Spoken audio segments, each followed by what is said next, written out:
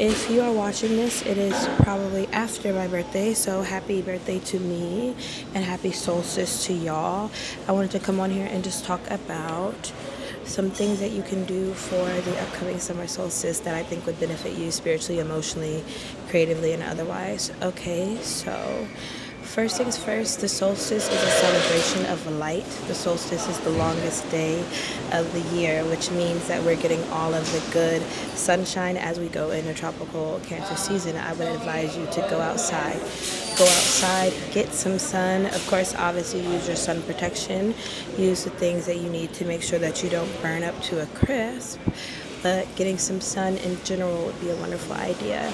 If you have ritual tools or things that you use or ways that you work in your practice that work with solar energies, now is a great time to make sure that you get some sunlight on those things. It's the longest day of the year, so enjoying time with friends, enjoying time with family, enjoying the extra hours in the day that you have of sunlight, of the abundance. When we think of the sun, we think of energy. The sun is a natural fertilizer. The sun is why everything grows.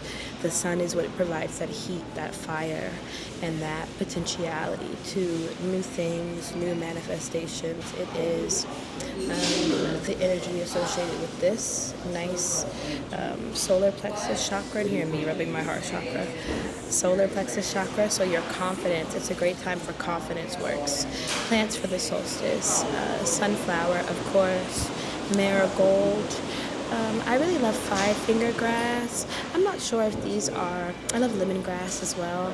Citrus plants are really potent to me. I was going to say I'm not sure if they're the traditional European associations with herbs or whatever for the sun, but I don't really go by that. Who cares? The herbalist, shout out to you guys though, but I'm gonna name the herbs that kind of have that energy for me. So sunflower, five-finger grass, lemongrass, any types of spiritual baths that work with water and work with plants that are going to pull on that confidence. The color yellow is wonderful as well. It's a fantastic time for money work and anything that you want to have that solar vibrational energy, so energy, potentiality, visibility as well. A good time for any type of manifestations, works that you have around glamour, around strengthening your sense of self and your confidence. A great time to create a vision board, right? A great time to kind of create, whether that's visual, whether that's written petitions, whether that is something that is going to help you, especially since we were kind of arriving at that halfway point. This celebration of light is the halfway point in the year for you to look back at things that you might have put into action in January and now see how those things have moved forward or come full circle now that we're in June, in the ways that you want to push those things forward going into December. For me, this is a big time of year that is really about myself and celebrating myself. My birthday is always very close to the solstice, so I like to spend it celebrating. I like to spend it in bodies of water. I like to spend it with those that I love. I like to spend it resting because it is always hot this time of year. So I like to spend it not in meditation, because I really meditate on the dance floor. You guys know me. But in that type of quiet introspection, in that type of quiet rejuvenation, get a massage, go to the spa, really pulling all of my energy back to myself for the solstice. And my birthday is how I like to celebrate. So those are just some thoughts and ideas about solstice works, because people are always asking me. What else can I think of? Reinforce your protections, of course, in your home.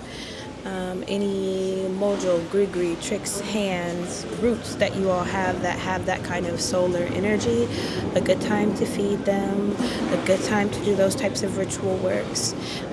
Anything involving the shadow, anything involving the part of yourself that you see when the sun is hitting you. I can't go too much in detail about that, but those of y'all who know what I'm talking about know what I'm talking about. Again, works around the vitality, works around strengthening yourself.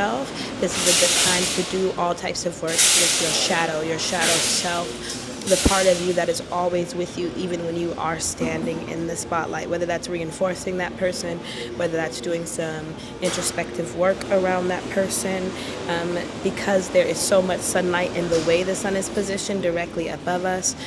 It's a good time for working with the shadow. It's a good time for doing shadow work. It's a good time for those of you who work in Bantu traditions. We always are referring to that Bantu cosmogram. We're always referring to the Dikanga. And so I want you to think about what that Dikanga and cosmogram represents, right? It represents the turning of the tides, the shifting of the seasons.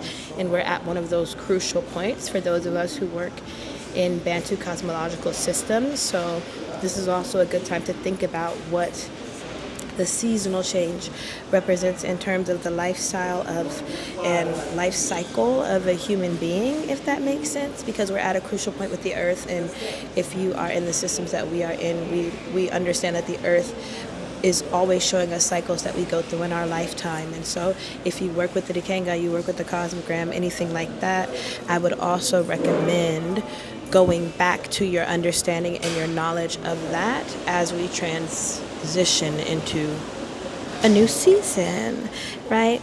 Summertime is a wonderful time. I know it can be easy for us to get caught up in the comings and goings of summer festivities. I know that I plan to, but these are just some ideas that I thought might be helpful.